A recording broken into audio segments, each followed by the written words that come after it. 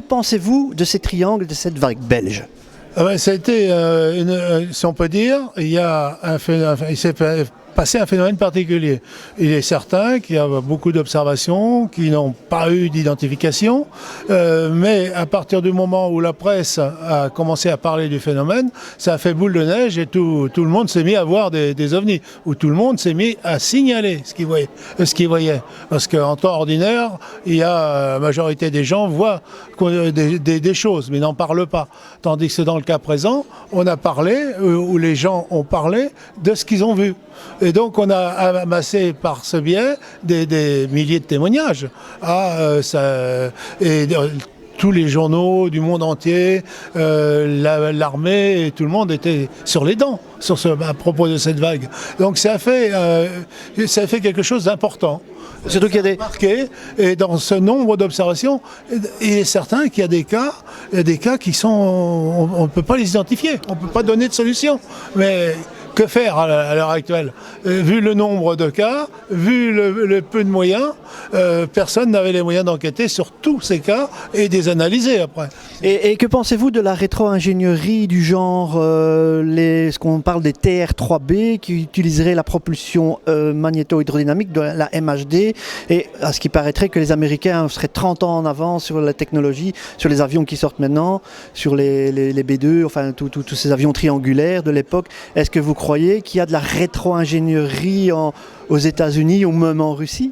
Déjà, on a fait intervenir aussi tous ces avions furtifs, etc., comme étant la solution à la vague belge. C'est généralement les expériences américaines d'avions secrets se passent aux États-Unis. Après, sur l'avancée technologique des Américains, il est possible, mais pourquoi ne l'exploitent-ils pas encore à l'heure actuelle ? Il est possible qu'ils soient en avance dans certains domaines. Mais là, on n'a pas les vrais, on n'a pas les preuves, on n'a pas les éléments et les calculs. Enfin, on n'a pas des démonstrations qui nous permettent de dire oui, effectivement, ils sont vraiment en avance. Ils ont une technologie qu'ils ont mise sous le coude en attendant les temps meilleurs. Ça, on peut pas le dire. Et qu'entendez-vous dans le futur de l'ufologie ? Vous voyez comment ?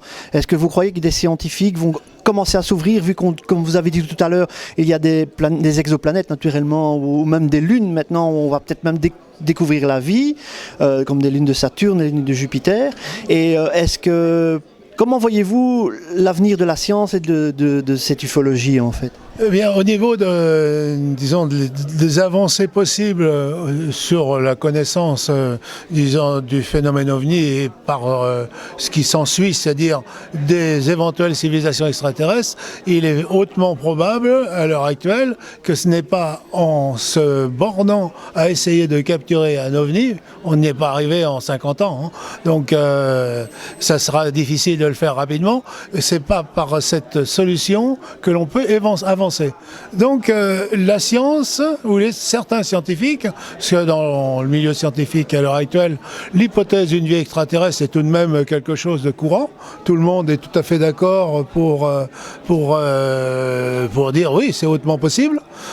Et donc par ce biais, le milieu scientifique a lancé un certain nombre de projets, que ce soit disons l'analyse des signaux en provenance de l'univers, en essayant d'y découvrir des signaux d'une civilisation extraterrestre, ou alors l'étude des exoplanètes, les planètes qui sont similaires à notre Terre, ou après l'éthologie. Il y a des gens qui travaillent sur l'origine de la vie, sur les possibilités de retrouver les éléments essentiels de la vie sur d'autres planètes via effectivement les météorites et autres objets qui pourraient nous parvenir de l'espace. Tout c'est dans ces directions où maintenant beaucoup de gens travaillent, beaucoup de monde travaille, beaucoup de scientifiques travaillent. Il y a des projets bien précis. Avec toutes ces directions, on va bien finir par pouvoir prouver que effectivement la vie extraterrestre existe. D'ailleurs, on lit fréquemment que des groupes de scientifiques, soit la NASA ou dans tout domaine, sont tout à fait d'accord pour dire effectivement dans quelques décennies, on aura la preuve d'une vie extraterrestre. Eh bien super. Pour clôturer, je vais vous demander une question qui n'a pas de rapport avec l'ufologie. Que pensez-vous des Belges, de la Belgique et de Bruxelles ? La Belgique, c'est un petit peu la terre de mon enfance, puisque j'y suis venu pour la première fois dès que j'avais eu le permis de conduire, revoir Lucien Clairvaux de la SOMEPS, donc l'association belge qui a œuvré pendant des décennies sur le phénomène OVNI. Et donc, c'est dès que j'ai commencé à conduire, j'ai pris la direction de la Belgique. Et je ne l'ai plus quitté depuis, puisque j'ai rencontré de nombreuses personnes qui s'intéressaient au phénomène et régulièrement je viens à Bruxelles pour y donner des conférences ou rencontrer tous ces gens-là. Donc la Belgique a une grande partie dans mon cœur, il n'y a pas de problème. Et je vous remercie et puis une prochaine fois peut-être sur ma chaîne pour d'autres interviews.